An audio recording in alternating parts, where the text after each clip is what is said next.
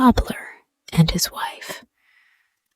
Some couple of 100 years ago, in a large town in Germany, there lived a cobbler and his wife. They were poor and hard-working. The man sat all day in a little stall at the street corner and mended any shoes that were brought to him. His wife sold the fruit and vegetables they grew in their garden in the marketplace. And as she was always neat and clean, and her goods were temptingly spread out, she had plenty of customers. The couple had one boy called Jem, a handsome, pleasant-faced boy of 12, and tall for his age. He used to sit by his mother in the market and would carry home what people bought from her, for which they often gave him a pretty flower, or a slice of cake, or even some small coin. One day, Jem and his mother sat as usual in the marketplace, with plenty of nice herbs and vegetables spread out on the board, and in some smaller baskets, early pears, apples, and apricots. Jem cried his wares at the top of his voice. "This way, gentlemen. See these lovely cabbages and these fresh herbs. Early apples, ladies. Early pears and apricots, and all cheap. Come, buy, buy." As he cried, an old woman came across the marketplace. She looked very torn and ragged, and had a small, sharp face, all wrinkled, with red eyes, and a thin, hooked nose, which nearly met her chin. She leant on a tall stick, and limped and shuffled and stumbled along, as if she were going to fall on her nose at any moment. In this fashion, she came along till she got to the stall where Jem and his mother were, and there she stopped. "Are you Hannah the herb seller?" she asked in a croaky voice as her head shook to and fro. "Yes, I am," was the answer. "Can I serve you?" We'll see. Let me look at those herbs. I wonder if you've got what I want," said the old woman, as she thrust a pair of hideous brown hands into the herb basket and began turning over all the neatly packed herbs with her skinny fingers, often holding them up to her nose and sniffing at them. The cobbler's wife felt much disgusted at seeing her wares treated like this, but she dared not speak. When the old hag had turned over the whole basket, she muttered, "Bad stuff, bad stuff. Much better 50 years ago. All bad." This made Jem very angry. "You are a very rude old woman," he cried out. "First, you mess all our nice herbs about with your horrid brown fingers and sniff at them with your long nose till no one else will care to buy them. And then you say, it's all bad stuff, though the Duke's cook himself buys all his herbs from us." The old woman looked sharply at the saucy boy, laughed unpleasantly, and said, "So, you don't like my long nose, sonny? Well, you shall have one yourself, right down to your chin." As she spoke, she shuffled towards the hamper of cabbages, took up one after another, squeezed them hard, and threw them back, muttering again, "Bad stuff, bad stuff." waggle your head in that horrid way," begged Jem anxiously. "Your neck is as thin as a cabbage stalk, and it might easily break and your head fall into the basket. And then who would buy anything?" "Don't you like thin necks?" laughed the old woman. "Then you shan't have any, but a head stuck close between your shoulders, so that it may be quite sure not to fall off." "Don't talk such nonsense to the child," said the mother at last. "If you wish to buy, please make haste, as you are keeping other customers away." "Very well, I will do as you ask," said the old woman with an angry look. "I will buy these 6 cabbages, but as you see, I can only walk with my stick and can carry nothing. Let your boy carry them home for me, and I'll pay him for his trouble." The little fellow didn't like this and began to cry, for he was afraid of the old woman, but his mother ordered him to go, for she thought it wrong not to help such a weakly old creature. So, still crying, he gathered the cabbages into a basket and followed the old woman across the marketplace. It took her more than half an hour to get to a distant part of the little town, but at last she stopped in front of a small, tumble-down house. She drew a rusty old hook from her pocket and stuck it into a little hole in the door, which suddenly flew open. How surprised Jem was when they went in. The house was splendidly furnished, the walls and ceiling of marble, the furniture of ebony inlaid with gold and precious stones, the floor of such smooth, slippery glass that the little fellow tumbled down more than once. The old woman took out a silver whistle and blew it till the sound rang through the house. Immediately, a lot of guinea pigs came running down the stairs, but Jem thought it rather odd that they all walked on their hind legs, wore nutshells for shoes, and men's clothes, whilst even their hats were put on in the newest fashion.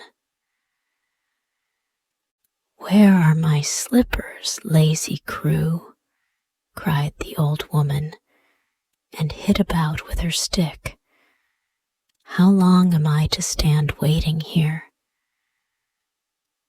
They rushed upstairs again and returned with a pair of coconuts lined with leather, which she put on her feet.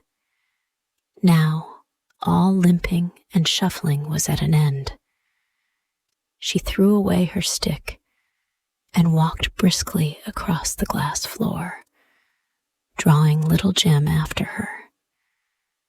At last, she paused in a room which looked almost like a kitchen. It was so full of pots and pans, but the tables were of mahogany, and the sofas and chairs covered with the richest stuffs. "Sit down," said the old woman pleasantly, and she pushed Jem into a corner of a sofa and put a table close in front of him. "Sit down. You've had a long walk and a heavy load to carry, and I must give you something for your trouble. Wait a bit, and I'll give you some nice soup, which you'll remember as long as you live." So saying, she whistled again. First came in guinea pigs in men's clothing. They had tied on large kitchen aprons, and in their belts were stuck carving knives and sauce ladles and such things. After them hopped in a number of squirrels. They too walked on their hind legs, wore full Turkish trousers, and little green velvet caps on their heads. They seemed to be the scullions, for they clambered up the walls and brought down pots and pans, eggs, flour, butter, and herbs, which they carried to the stove. Here the old woman was bustling about, and Jem could see that she was cooking something very special for him. At last the broth began to bubble and boil, and she drew off the saucepan and poured its contents into a silver bowl, which she set before Jem. "There, my boy," said she, "eat this soup, and then you'll have everything which pleased you so much about me. And you shall be a clever cook too, but the real herb you'll never find."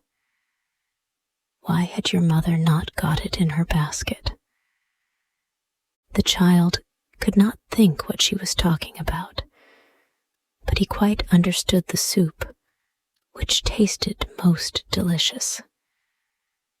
His mother had often given him nice things, but nothing had ever seemed so good as this. The smell of the herbs and spices rose from the bowl, and the soup tasted both sweet and sharp at the same time, and was very strong. As he was finishing it, the guinea pigs lit some Arabian incense, which gradually filled the room with clouds of blue vapor. They grew thicker and thicker, and the scent nearly overpowered the boy. He reminded himself that he must get back to his mother, but whenever he tried to rouse himself to go, he sank back again drowsily, and at last he fell sound asleep in the corner of the sofa. Strange dreams came to him. He thought the old woman took off all his clothes and wrapped him up in a squirrel skin, and that he went about with the other squirrels and guinea pigs, who were all very pleasant and well-mannered, and waited on the old woman. First, he learned to clean her coconut shoes with oil and to rub them up.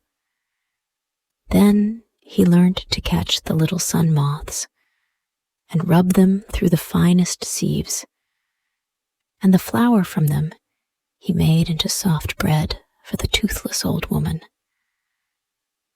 In this way, he passed from one kind of service to another, spending a year in each, till in the 4th year he was promoted to the kitchen. Here he worked his way up from underscullion to head pastry cook, and reached the greatest perfection. He could make all the most difficult dishes, and 200 different kinds of patties, soup flavored with every sort of herb. He had learnt it all, and learnt it well and quickly. When he had lived 7 years with the old woman, she ordered him one day, as she was going out, to kill and pluck a chicken, stuff it with herbs, and have it very nicely roasted by the time she got back. He did this quite according to rule. He wrung the chicken's neck, plunged it into boiling water, carefully plucked out all the feathers, and rubbed the skin nice and smooth. Then he went to fetch the herbs to stuff it with.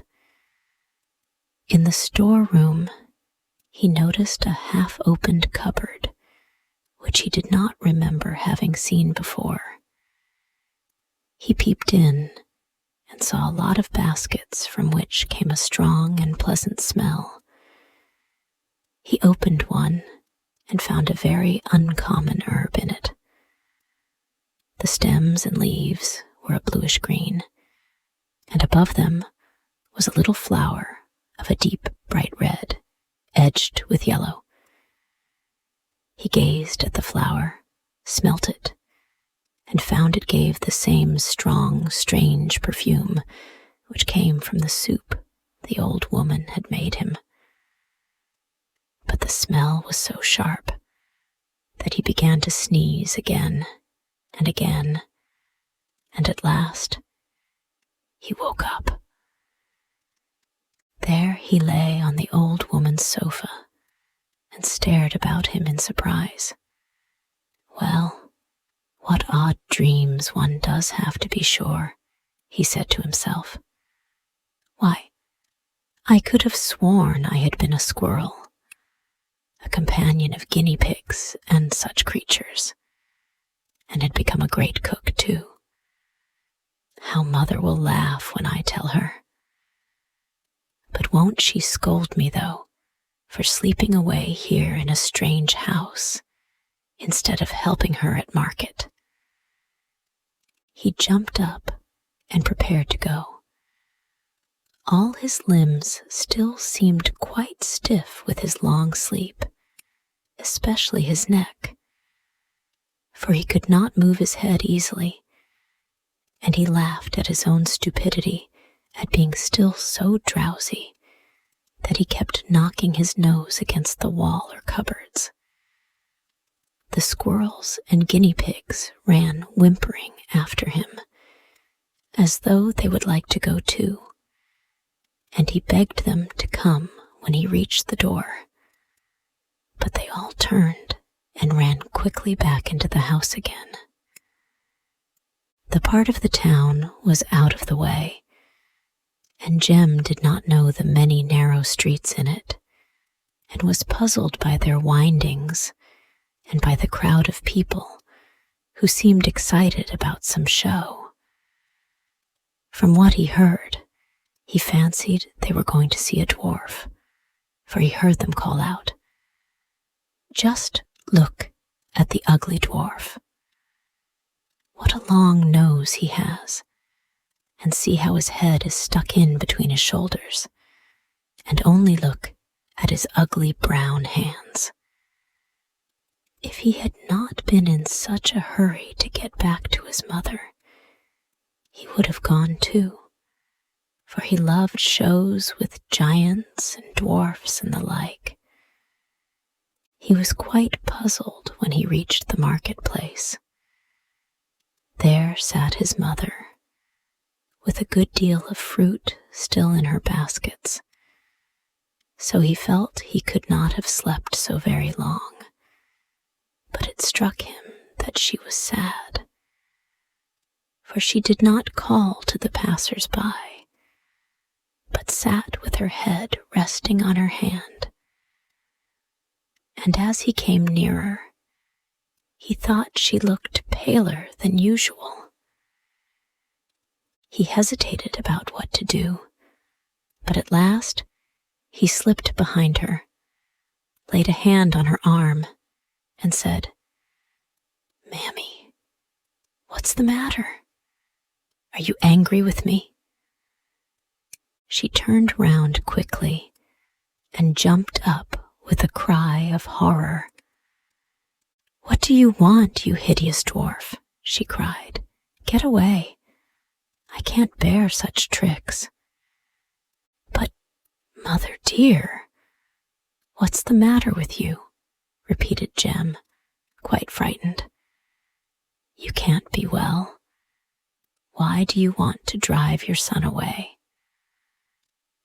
"I have said already, get away," replied Hannah, quite angrily.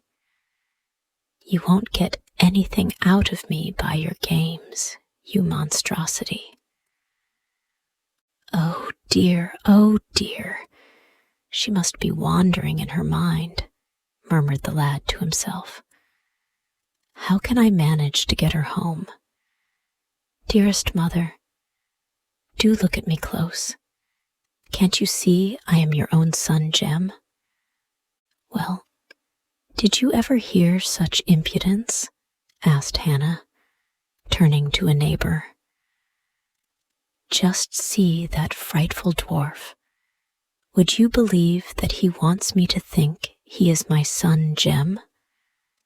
Then all the market women came round and talked all together and scolded as hard as they could and said what a shame it was to make game of Mrs. Hannah, who had never got over the loss of her beautiful boy, who had been stolen from her 7 years ago, and they threatened to fall upon Jem and scratch him well if he did not go away at once.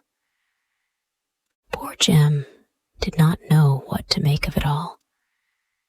He was sure he had gone to market with his mother only that morning, had helped to set out the stall, had gone to the old woman's house, where he had some soup and a little nap.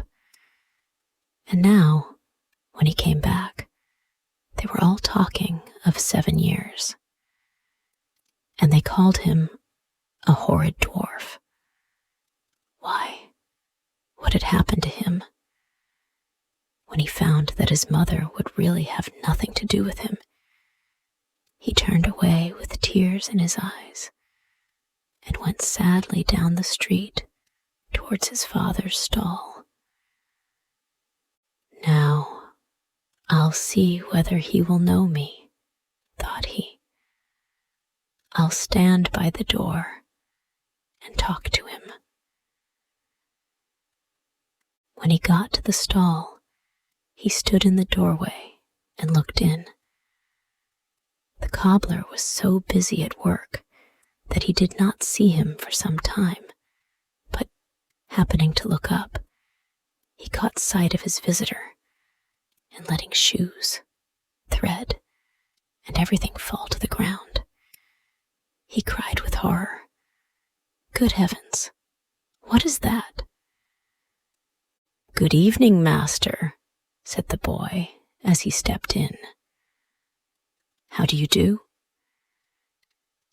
"Very ill, little sir," replied the father, to Jem's surprise, for he did not seem to know him. "Business does not go well. I am all alone, and am getting old, and a workman is costly." "But haven't you a son who could learn your trade by degrees?" asked Jem. "I had one. He was called Jem, and would have been a tall, sturdy lad of 20 by this time, and able to help me well.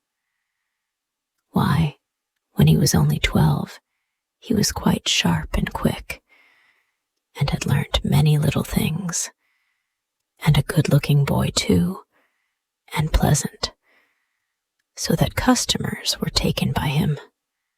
Well, well, so goes the world." "But where is your son?" asked Jem with a trembling voice.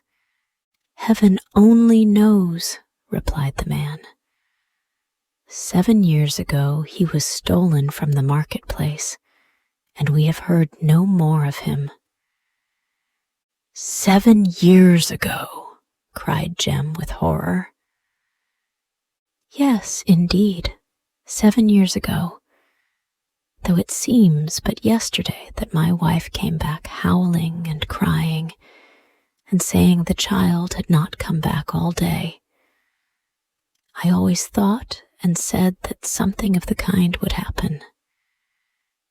Jem was a beautiful boy, and everyone made much of him, and my wife was so proud of him, and liked him to carry the vegetables and things to grand folks' houses, where he was petted and made much of. But I used to say, 'Take care, the town is large, there are plenty of bad people in it. Keep a sharp eye on Jem.' And so it happened. For one day, an old woman came and bought a lot of things, more than she could carry. So my wife, being a kindly soul, lent her the boy, and we have never seen him since.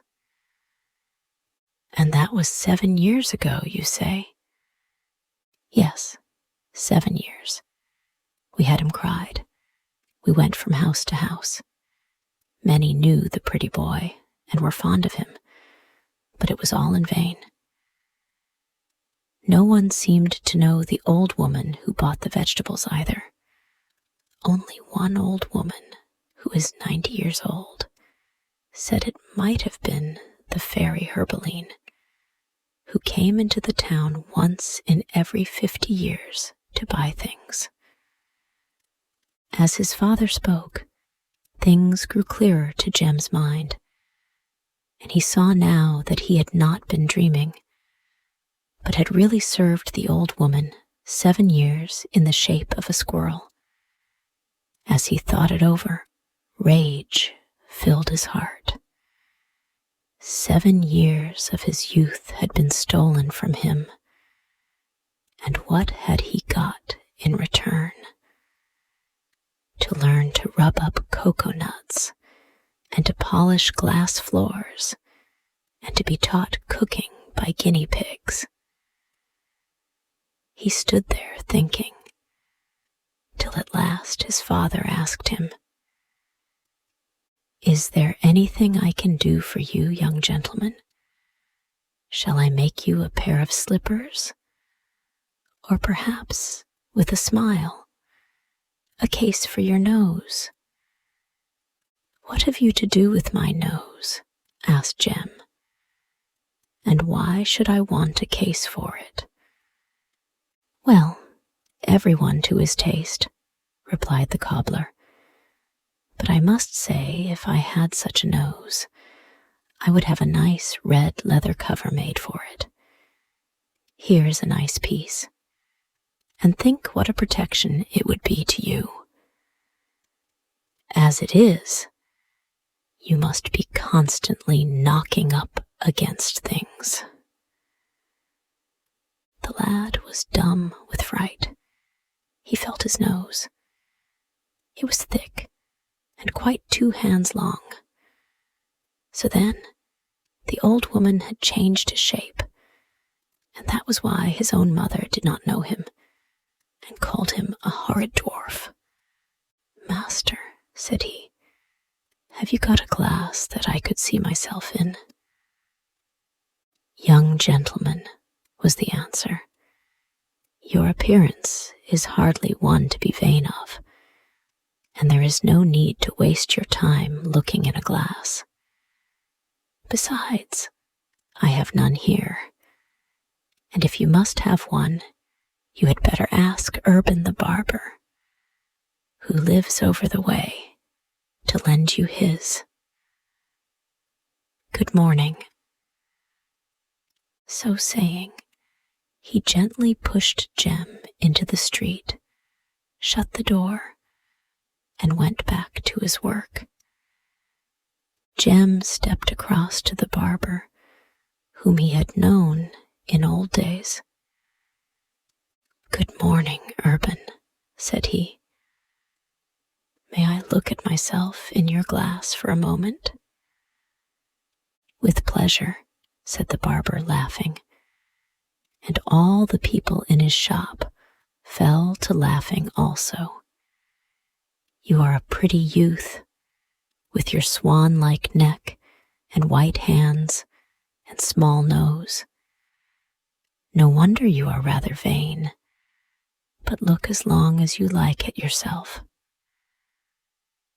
So spoke the barber, and a titter ran round the room. Meantime, Jem had stepped up to the mirror and stood gazing sadly at his reflection. Tears came to his eyes.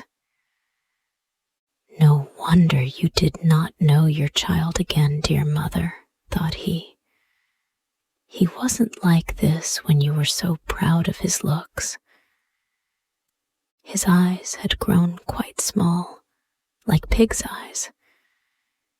His nose was huge and hung down over his mouth and chin. His throat seemed to have disappeared altogether, and his head was fixed stiffly between his shoulders. He was no taller than he had been 7 years ago, when he was not much more than 12 years old, but he made up in breadth, and his back and chest had grown into lumps like 2 great sacks. His legs were small and spindly, but his arms were as large as those of a well-grown man, with large brown hands and long, skinny fingers. Then he remembered the morning when he had first seen the old woman, and her threats to him, and without saying a word, he left the barber's shop.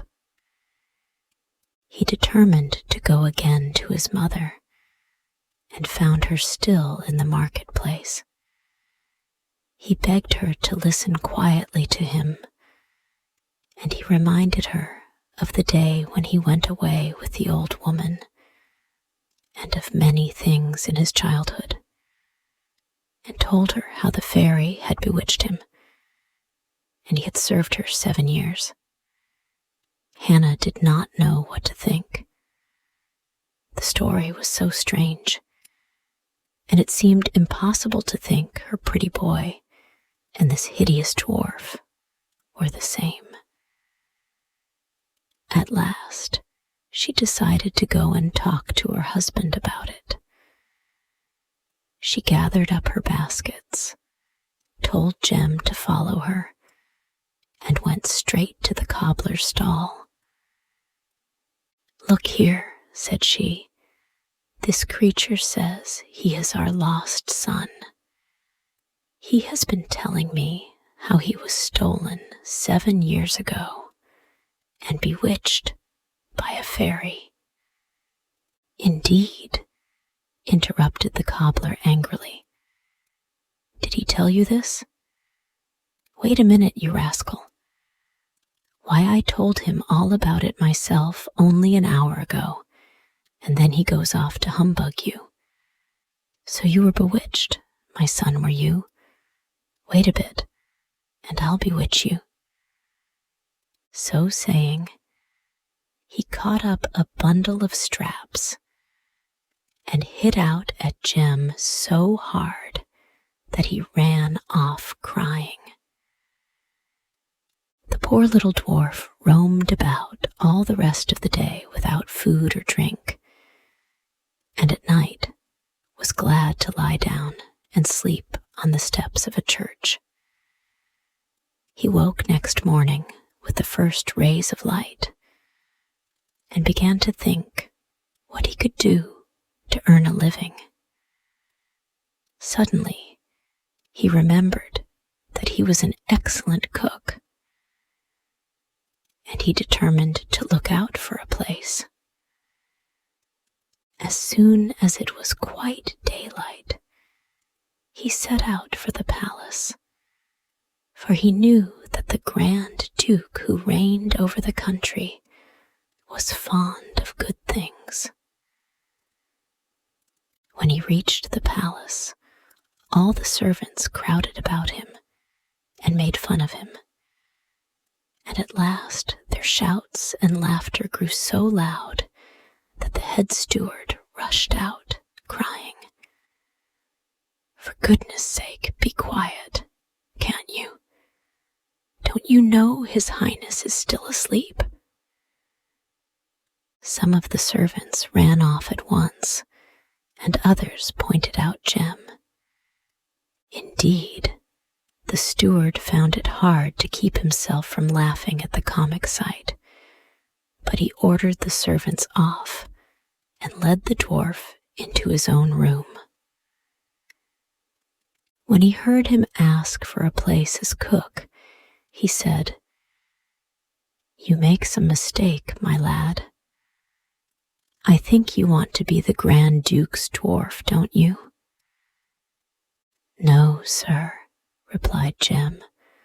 "I am an experienced cook, and if you will kindly take me to the head cook, he may find me of some use."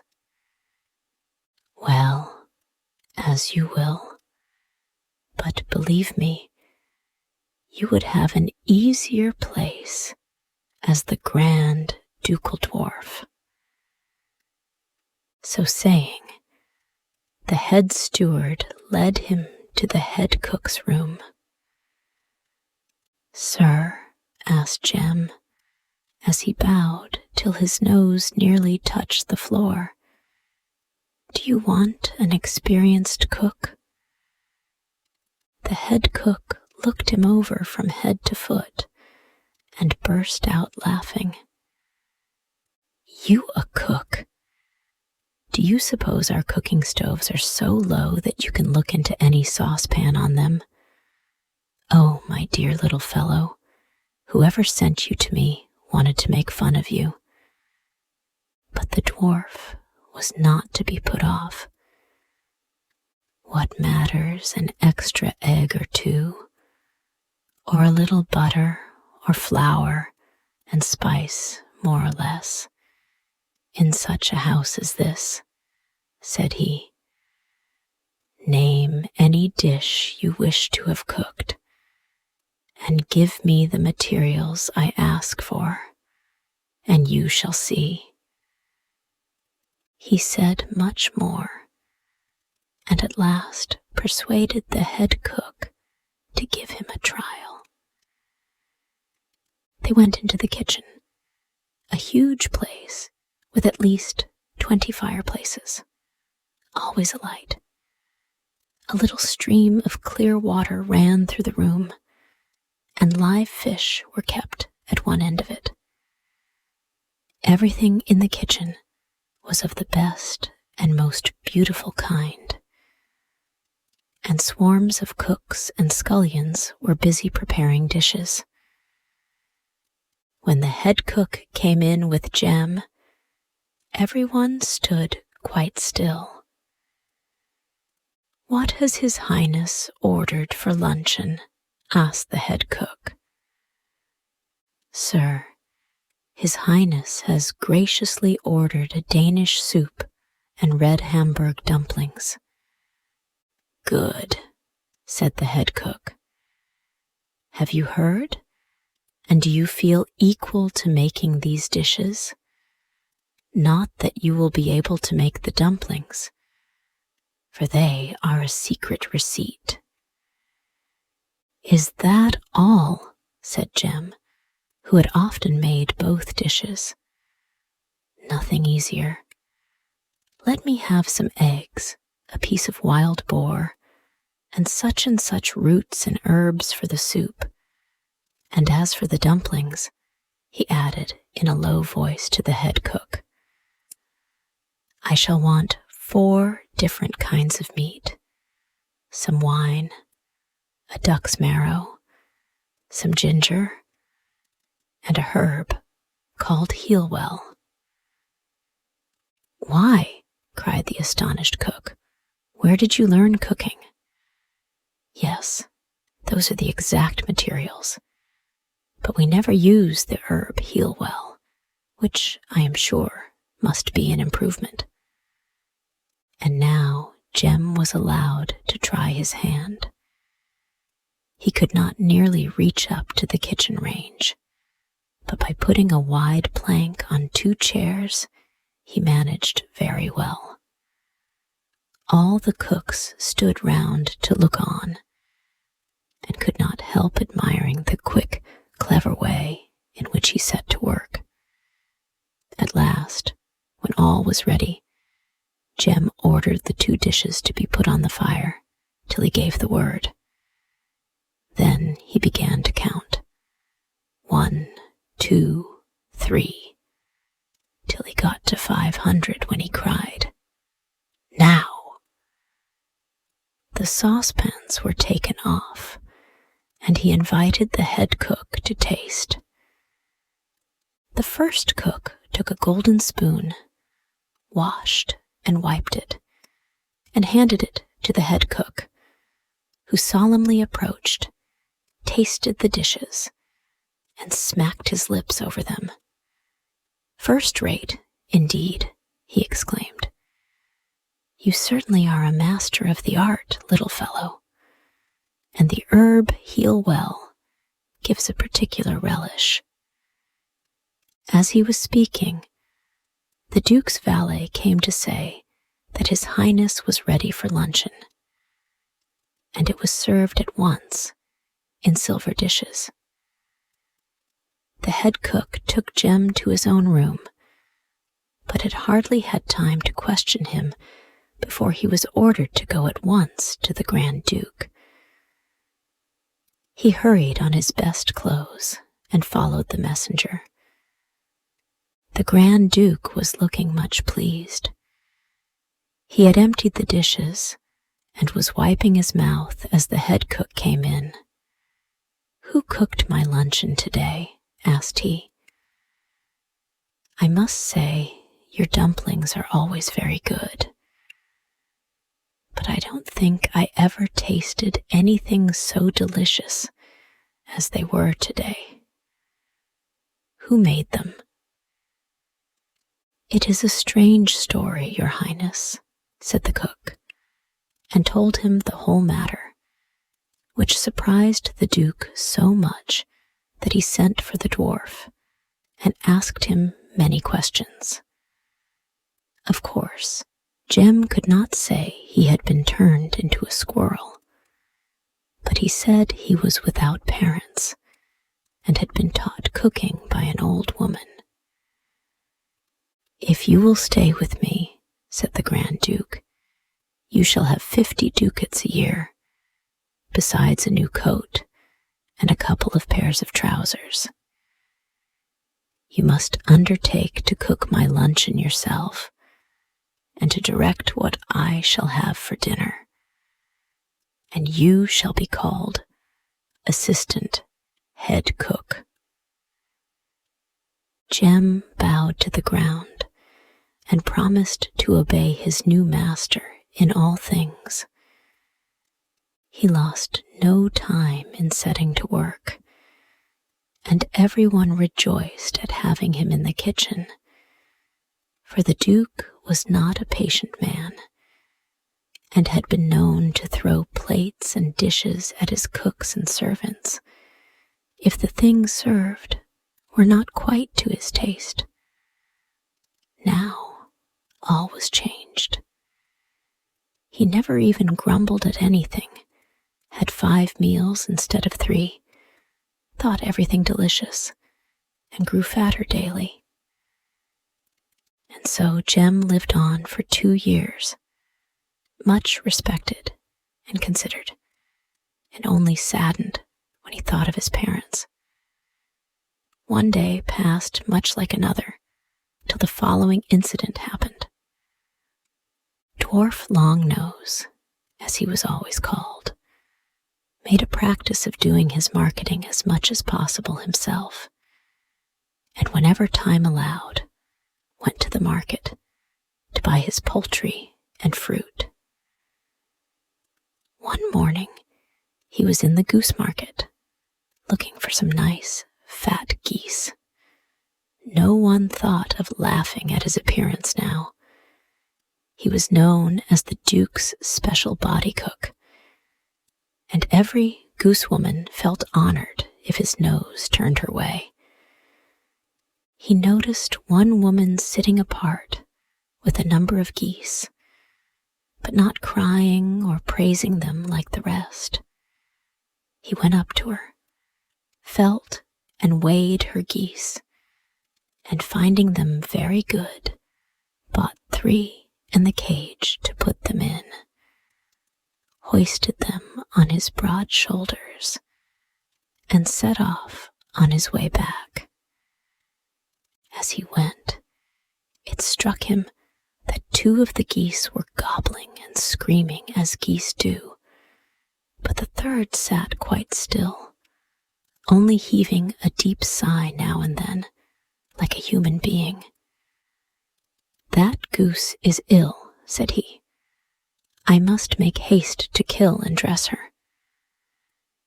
But the goose answered him quite distinctly, "Squeeze too tight, and I'll bite. If my neck a twist you gave, I'd bring you to an early grave." Quite frightened, the dwarf set down the cage, and the goose gazed at him with sad, wise-looking eyes, and sighed again. "Good gracious," said Longnose. "So you can speak, Mistress Goose. I never should have thought it. Well, don't be anxious. I know better than to hurt so rare a bird. But I could bet you were not always in this plumage. Wasn't I a squirrel myself for a time?" "You are right," said the goose, "in supposing I was not born in this horrid shape. Ah, no one ever thought that Mimi, the daughter of the great Weatherbold, would be killed for the ducal table. Be quite easy, Mistress Mimi," comforted Jem. "As sure as I'm an honest man and assistant head cook to His Highness, no one shall harm you. I will make a hutch for you in my own rooms, and you shall be well fed, and I'll come and talk to you as much as I can. I'll tell all the other cooks that I'm fattening up a goose on very special food for the Grand Duke, and at the first good opportunity, I will set you free." The goose thanked him with tears in her eyes, and the dwarf kept his word. He killed the other 2 geese for dinner, but built a little shed for Mimi in one of his rooms, under the pretense of fattening her under his own eye. He spent all his spare time talking to her and comforting her, and fed her on all the daintiest dishes. They confided their histories to each other, and Jem learnt that the goose was the daughter of the wizard Weatherbold, who lived on the island of Gothland. He fell out with an old fairy, who got the better of him by cunning and treachery, and to revenge herself, turned his daughter into a goose and carried her off to this distant place. When Longnose told her his story, she said, "I know a little of these matters, and what you say shows me that you are under a herb enchantment. That is to say, that if you can find the herb whose smell woke you up, the spell would be broken." This was but small comfort for Jem, for how and where was he to find the herb? About this time, the Grand Duke had a visit from a neighboring prince, a friend of his. He sent for Longnose and said to him, "Now is the time to show what you can really do. This prince who is staying with me has better dinners than anyone except myself, and is a great judge of cooking. As long as he is here, you must take care that my table shall be served in a manner to surprise him constantly. At the same time, on pain of my displeasure, take care that no dish shall appear twice. Get everything you wish and spare nothing. If you want to melt down gold and precious stones, do so. I would rather be a poor man than have to blush before him." The dwarf bowed and answered, "Your Highness shall be obeyed. I will do all in my power to please you and the prince." From this time, the little cook was hardly seen except in the kitchen, where, surrounded by his helpers, he gave orders, baked, stewed, flavored, and dished up all manner of dishes. The prince had been a fortnight with the Grand Duke and enjoyed himself mightily. They ate 5 times a day, and the Duke had every reason to be content with the dwarf's talents, for he saw how pleased his guest looked.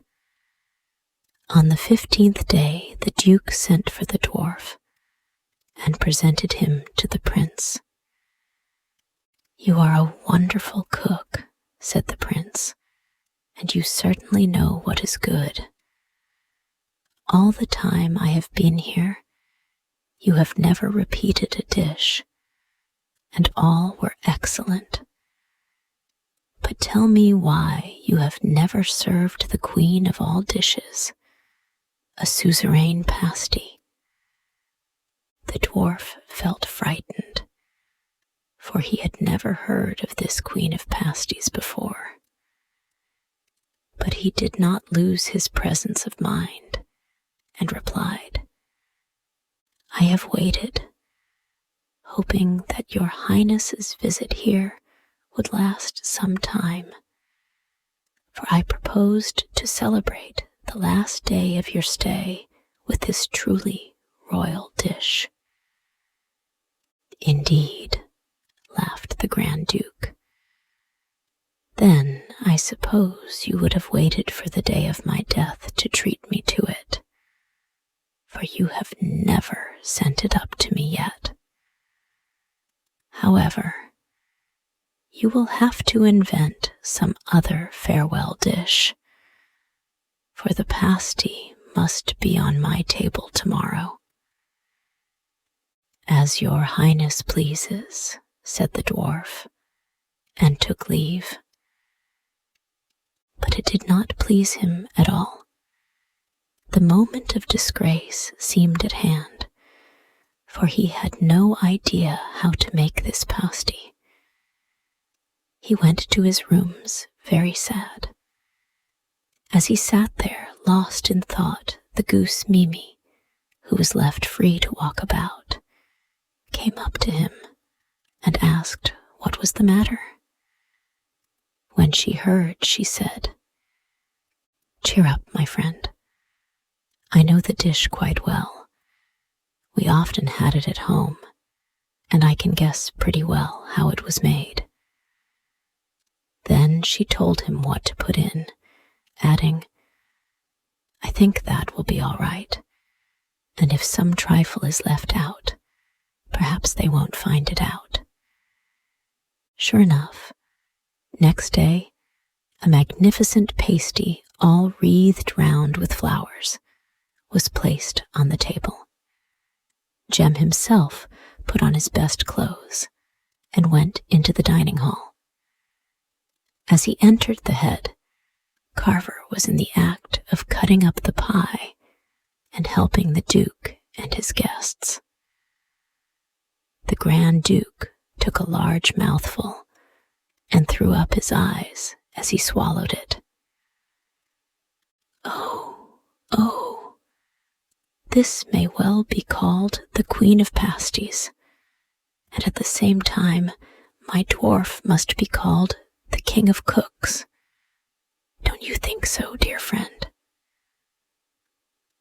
The prince took several small pieces, tasted and examined carefully, and then said with a mysterious and sarcastic smile, "The dish is very nicely made, but the suzerain is not quite complete, as I expected." The Grand Duke flew into a rage. "Dog of a cook!" he shouted. "How dare you serve me so? I've a good mind to chop off your great head as a punishment." "For mercy's sake, don't, Your Highness. I made the pasty according to the best rules. Nothing has been left out. Ask the prince what else I should have put in." The prince laughed. "I was sure you could not make this dish as well as my cook, friend Longnose. Know then that a herb is wanting called relish, which is not known in this country, but which gives the pasty its peculiar flavor, and without which your master will never taste it to perfection." The Grand Duke was more furious than ever. "But I will taste it to perfection," he roared. "Either the pasty must be made properly tomorrow, or this rascal's head shall come off. Go, scoundrel, I give you 24 hours respite." The poor dwarf hurried back to his room and poured out his grief to the goose. "Oh, is that all?" said she. "Then I can help you, for my father taught me to know all plants and herbs. Luckily, this is a new moon just now, for the herb only springs up at such times. But tell me, are there chestnut trees near the palace?" "Oh, yes," cried Longnose, much relieved. "Near the lake, only a couple of 100 yards from the palace, is a large clump of them. But why do you ask?" "Because the herb only grows near the roots of chestnut trees," replied Mimi. "So let us lose no time in finding it. Take me under your arm and put me down out of doors, and I'll hunt for it."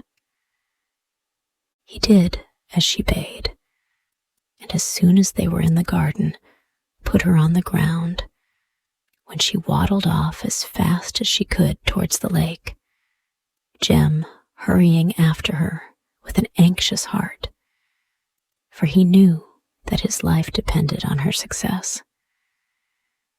The goose hunted everywhere, but in vain. She searched under each chestnut tree, turning every blade of grass with her bill. Nothing to be seen, and evening was drawing on. Suddenly, the dwarf noticed a big old tree standing alone on the other side of the lake. "Look," cried he, "let us try our luck there." The goose fluttered and skipped in front, and he ran after as fast as his little legs could carry him. The tree cast a wide shadow, and it was almost dark beneath it. But suddenly, the goose stood still, flapped her wings with joy, and plucked something, which she held out to her astonished friend, saying, "There it is, and there is more growing here, so you will have no lack of it." The dwarf stood gazing at the plant. It gave out a strong, sweet scent, which reminded him of the day of his enchantment. The stems and leaves were a bluish green, and it bore a dark, bright red flower with a yellow edge. "What a wonder!" cried Longnose. "I do believe this is the very herb which changed me from a squirrel into my present miserable form. Shall I try an experiment?" "Not yet," said the goose. "Take a good handful of the herb with you, and let us go to your rooms. We will collect all your money and clothes together, and then we will test the powers of the herb." So they went back to Jem's rooms, and here he gathered together some 50 ducats he had saved, his clothes and shoes, and tied them all up in a bundle. Then he plunged his face into the bunch of herbs and drew in their perfume. As he did so, all his limbs began to crack and stretch. He felt his head rising above his shoulders. He glanced down at his nose and saw it grow smaller and smaller. His chest and back grew flat, and his legs grew long. The goose looked on in amazement. "Oh, how big and how beautiful you are," she cried. "Thank heaven, you are quite changed."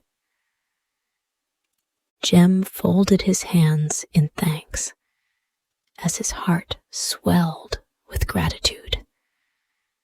But his joy did not make him forget all he owed to his friend Mimi.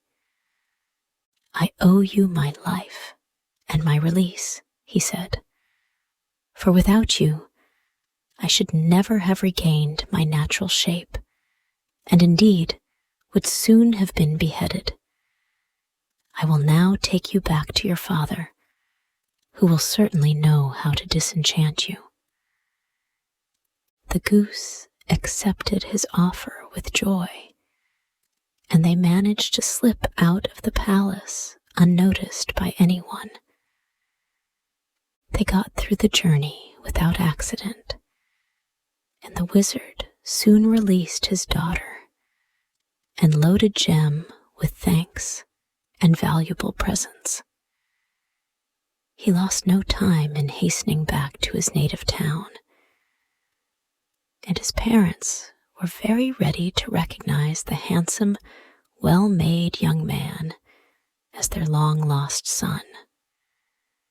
With the money given him by the wizard, he opened a shop which prospered well, and he lived long and happily. I must not forget to mention that much disturbance was caused in the palace by Jem's sudden disappearance. For when the Grand Duke sent orders next day to behead the dwarf, if he had not found the necessary herbs, the dwarf was not to be found. The prince hinted that the Duke had allowed his cook to escape, and had therefore broken his word. The matter ended in a great war between the two princes, which was known in history as the Herb War. After many battles and much loss of life, a peace was at last concluded, and this peace became known as the pasty peace, because at the banquet given in its honor, the prince's cook dished up the Queen of Pasties, the suzerain, and the Grand Duke declared it to be quite excellent. And now this story ends. Hey, thank you so much for listening to the whole story. If you liked this story and want to thank me for creating this story, then you can buy me a cup of tasty coffee. Just join our YouTube channel and be an official member of our family to support us for making even more interesting story videos for you every day. You know, it takes a lot of effort, research, and money to find and buy premium contents, and to writing, creating, editing, organizing, and publishing every single video, which could melt your hearts, or could be one of the most interesting stories of all time. So, hit the like button to save this video. And most importantly, subscribe to our YouTube channel to learn English by watching super interesting English stories every day. Thank you.